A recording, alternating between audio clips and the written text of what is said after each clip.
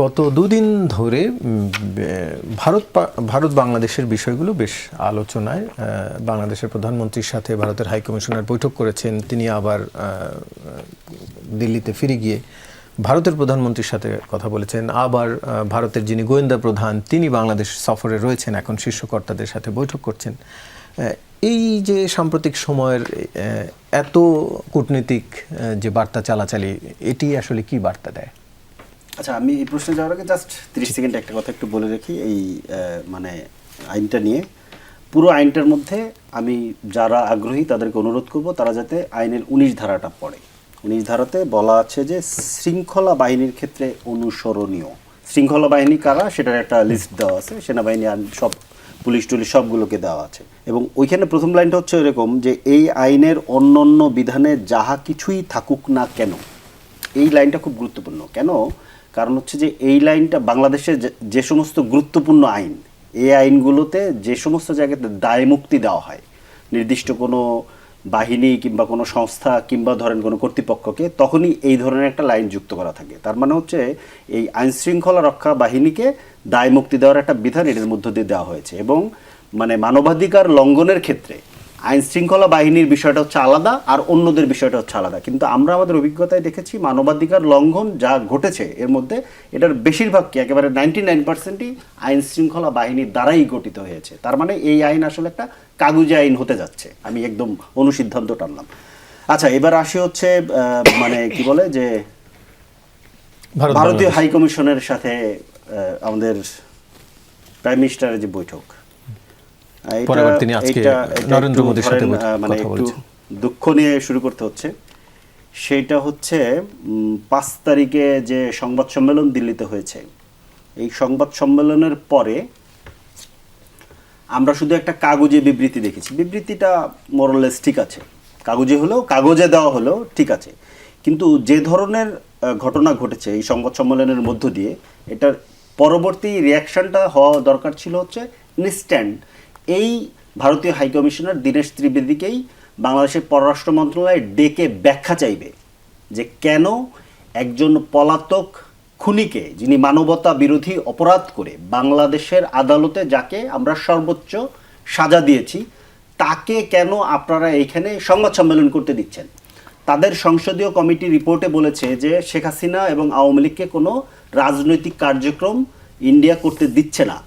ইন্ডিয়ার ভূখণ্ড ব্যবহার করে পার্শ্ববর্তী কিংবা অন্য দেশের রাজনৈতিক কর্মকাণ্ড তারা করতে দেন না। রাজনৈতিক কর্মকাণ্ডের কথা তারা বলেছেন, অথচ নিষিদ্ধ কার্যক্রম নিষিদ্ধ যে সংগঠন আওয়ামী লীগ এবং তাদের যারা কি বলে যে সাজাপ্রাপ্ত যে নেতা শেখ হাসিনা সহ যারা আছে তাদেরকে আশ্রয় দেওয়া এবং তারা ওইখান থেকে সন্ত্রাসী কার্যক্রম পরিচালনা করছে, সেইটা ডেকে নিয়ে তার কাছ থেকে ব্যাখ্যা চাওয়ার কথা।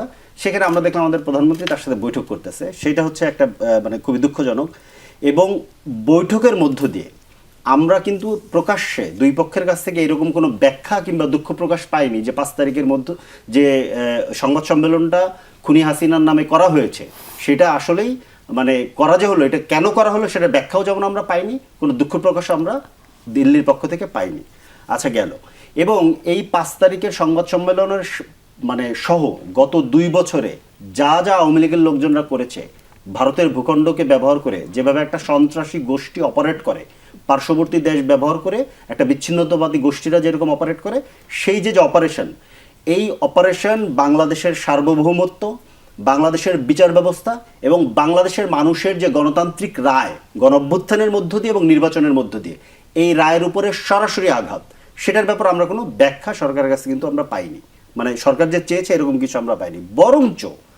বরঞ্চ ইন্ডিয়ান হাইকমিশন একটা কথা বলেছেন যে ভারত এবং বাংলাদেশের নাকি একটা শেয়ার্ড ড্রিম আছে, মানে একটা কি বলে যে শেয়ার্ড স্বপ্ন আছে।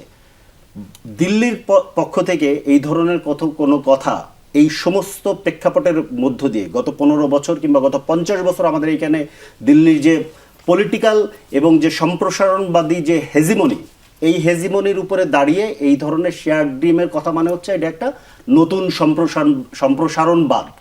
এইরকম কোনো সম্প্রসারণবাদী শেয়ার ড্রিম বাংলাদেশের জনগণ বিশ্বাস করে না। এই ব্যাপারেও বাংলাদেশের পররাষ্ট্র মন্ত্রণালয় কিংবা সরকারের পক্ষ থেকে আমরা কোনো কি বলে যে মানে পদক্ষেপ আমরা দেখিনি। আমরা পরিষ্কার ভাষায় এই জায়গাটা বলতে চাই, পলিটিক্যাল পার্টি হিসেবে বিএনপি একটা রাজনৈতিক দল, আমরা আর একটা রাজনৈতিক দল, তাদের সাথে আমাদের রাজনৈতিক প্রতিযোগিতা আছে। ওনারা ক্ষমতায় আছেন, ওনারা জনগণের পক্ষে থাকলে আমরা ওনাদেরকে সহযোগিতা করব, জনগণের বিপক্ষে যখন যাবেন আমরা বাধা দিব, খুব সিম্পল। কিন্তু এটা একটা ডেমোক্রেটিক স্পেকট্রামে। কিন্তু দিল্লি কোশ্চেন, আওয়ামী লীগ কোশ্চেন, এটা আমাদের national security question. National security question আপনি কিভাবে ডিল করবেন এইটা আপনাকে ক্লিয়ার করতে হবে। এটা নিয়ে কোনো রকম কোনো কি বলে দোদুল্যমনতা, কোনো রকম কোনো কি বলে যে দনমনো, এটা চলবে না। এই জায়গাতে আমি পরিষ্কার যে এই প্রশ্নগুলো মোকাবেলা করার জন্য অবিলম্বে, আমরা এটা বারবার বলেছি, প্রাইম মিনিস্টারের একটা ন্যাশনাল কাউন্সিল ওপেন করা দরকার, ন্যাশনাল কল করা দরকার, যে এই ইস্যুকে আমরা কিভাবে ডিল করব।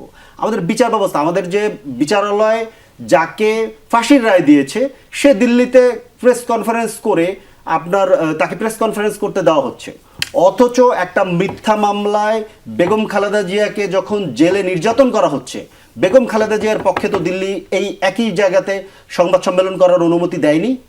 আন্তর্জাতিক যে আইনজীবীরা এসেছিল তাদেরকে তো এই অ্যাক্সেস দেওয়া হয়নি, তাহলে দিল্লি এখন কেন দিচ্ছে? তার মানে পরিষ্কার দিল্লি হচ্ছে বাংলাদেশকে বোঝে শুধু আওয়ামী লীগ দিয়ে, একটা মাফিয়া সন্ত্রাসী গোষ্ঠী আওয়ামী লীগকে শুধু বোঝে।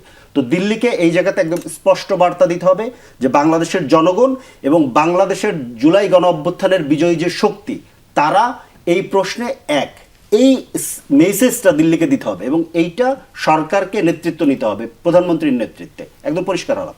জি।